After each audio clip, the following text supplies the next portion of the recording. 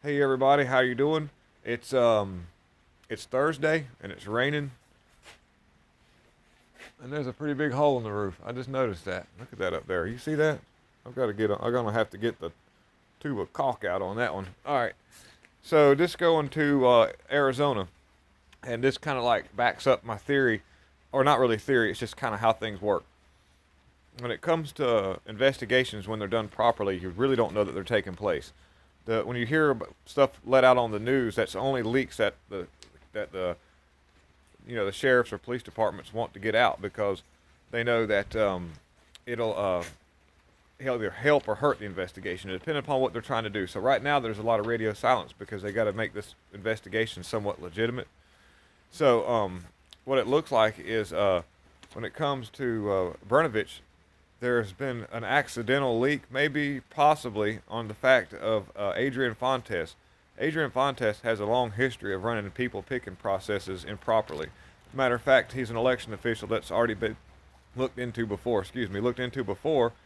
I forgot how to swallow. They looked into before, and they've had to make special actions to kind of like keep things under wrap with him, and it still hasn't worked. He still went against the like advice that Adrian Fontes. They went against the attorney that Fontes's attorney told him not to do. Don't do this stuff. He's done it anyways. So he went to some of the media outlets and kind of like started blasting out that he's being investigated. Well, the reason for that is he's trying to signal to his side that we're under attack. We need help.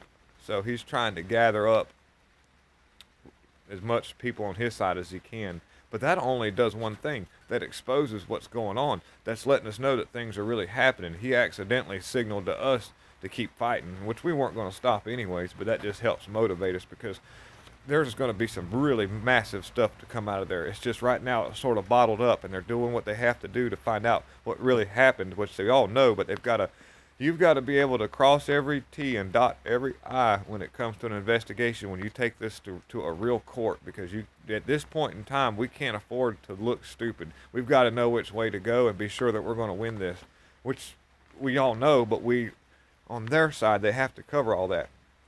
So that's really encouraging news coming out of Wisconsin. Um, Kelly Townsend has been an absolute trooper through the whole thing. So is Wendy Rogers, and so let's always keep saying call down there and give them support and express your concerns so that know that this isn't going away.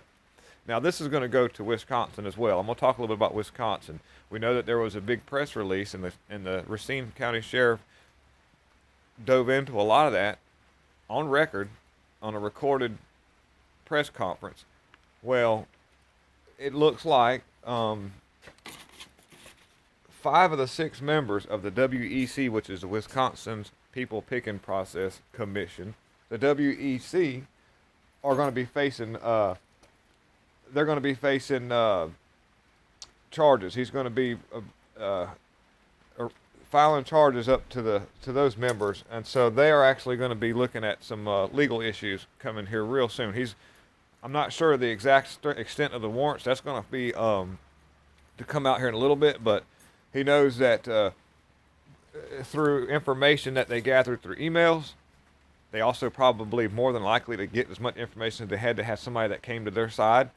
That the WEC actually requested special laws to be changed by the governor, and the governor said, "I can't do it. It's out of my hands. I don't have the power to do that." Well, the WEC broke the laws anyways and allowed nursing home attendants to actually run all the election problem or like people picking process people's thing going on in the nursing home. Gotta be careful. Anyhow, what happened is they didn't adhere to the law by having a people picking deputy there. Okay, they allowed staff members to fill these out.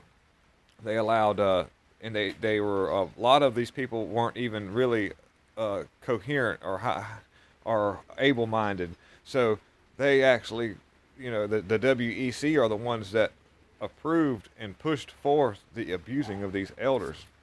Um, so be really watching Wisconsin. And I know that everybody wants to hear that big D word where we turn it all around. Um, we're going to look in a realistic manner and know that what we're end up going to do, and if we're going to we'll get good integrity. If something gets turned around, okay, yes, I'm all for that. But I'm okay with just getting some integrity. Uh, People being charged with what happened, that will bring to light our side. And I'll even go a little bit off the subject as far as being brought to light. I've been watching the Rittenhouse trial because I'm really interested in what's happening. I'm not gonna I'm not gonna give a real opinion right now. I know that uh, I've, I'm pulling for Kyle, and I think that he was in the right. There are some underlying factors. Of course, we all know, he did have his firearm, but that's legal. Of course, we all know that sometimes that can cause problems. I don't want people to get mad and say that I'm completely wrong, but I just know that he was defending himself. He was defending himself. Things kind of escalated because of probably things that were going on with him, his firearm, and his stance towards their stance. And that's perfectly fine. I agree with his stance. I agree with him trying to protect the town and the people. And we all we all know what happened and what those people were. That we know that guy was a convicted child molester. So the world's not at a big loss. Sometimes it's kind of nice to have a little bit more air and water to drink instead of somebody like that taking up all the air and drinking our water. Those convicted child molesters and those people that were so awful. But I don't vindicate vigilante deaths, but I also know that he was defending himself. I'm very interested in seeing, and I'm kind of actually liking the judge. The judge isn't allowing anything political to be entered. He's also calling out the prosecuting attorney on all his shenanigans and what the stuff he's trying to pull. So I do think that there is a pretty fair trial that's happening. I have a lot of confidence in that. That seems to be a pretty fair trial. This is all being televised. It's a high-profile case. The judge seems to be doing his best to please both worlds so far as keeping the mainstream media happy and providing a fair trial so far. So really interested in that. But anyhow, I don't want to go into all that. If you got comments on it, I'll be willing to read. I'm down with all that. So I want to just give this video also people encouragement to know that we are winning in big ways. We're winning so that we can have freedom for everybody. We're winning so we can not be dictated, and we don't dictate. We want to win for freedom. We want to win for our people.